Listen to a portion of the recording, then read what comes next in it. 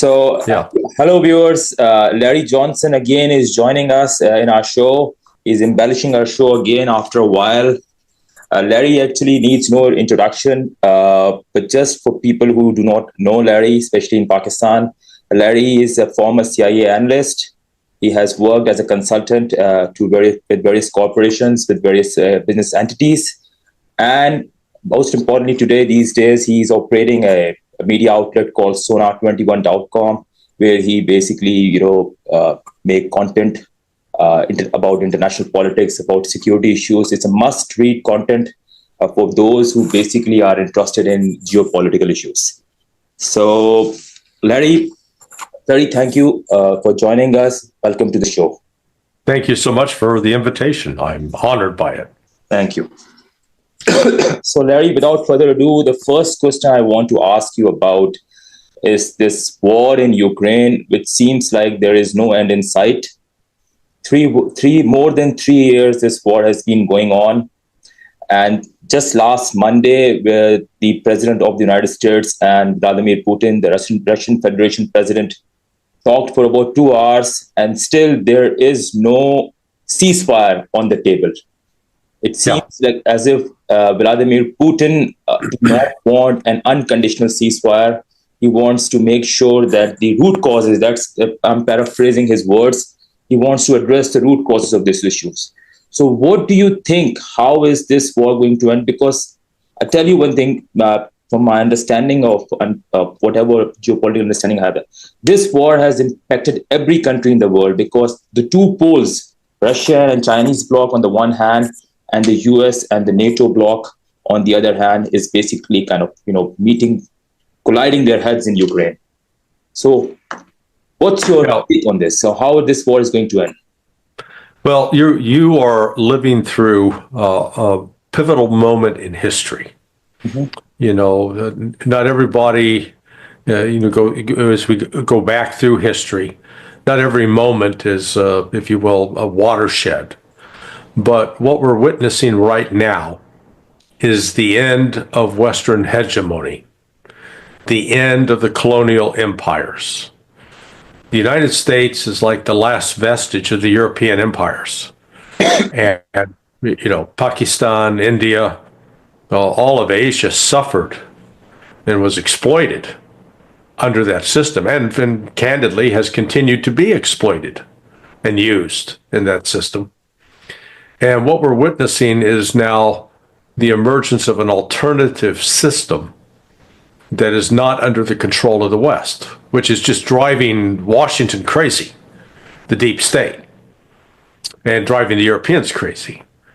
So their plan all along, we go back and look at the breakup of the Soviet Union, and starting really in 1995, NATO began conducting annual military exercises with Ukraine.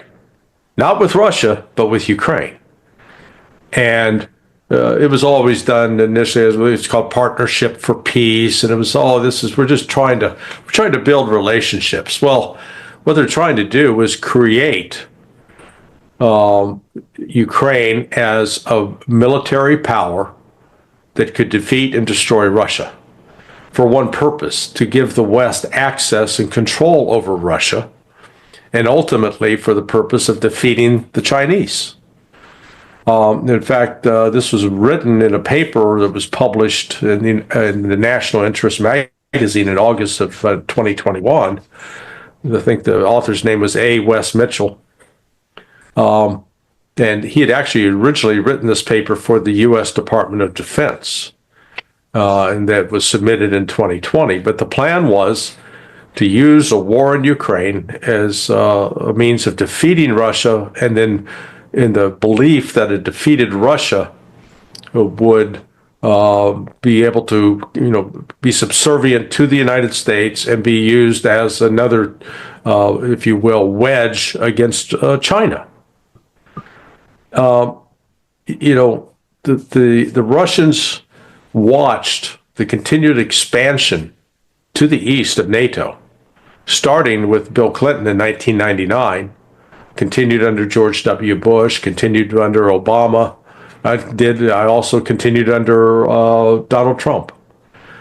And throughout that period, Russia was having to develop its economy and its military to the point where they could then confront the West. And that's what's been going on for the last 3 years. The notion that this war is a stalemate or it's going to just go on forever is, I don't think, correct. Russia is increasing the pace of its advance, but it's not just taking territory. The losses that they are inflicting on the Ukrainians in terms of loss of manpower and loss of equipment is enormous. And, I think we could actually see the end of this war militarily this summer, that Ukraine's going to be very hard-pressed to sustain combat operations. But ultimately, this isn't a war between Russia and Ukraine. This is a war between Russia and NATO. Ukraine is just the pawn. They're a chess piece.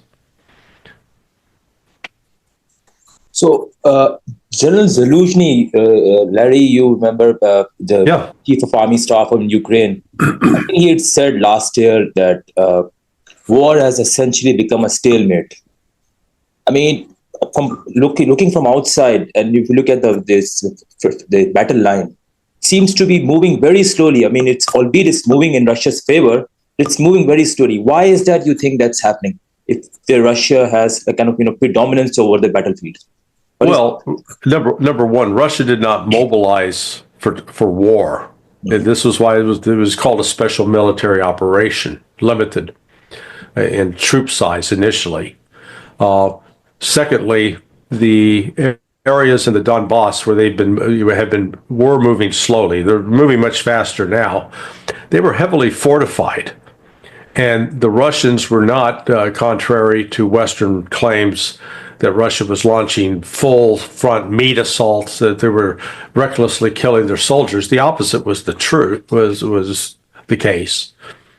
And then on top of that, the Russians were making sure to minimize civilian casualties.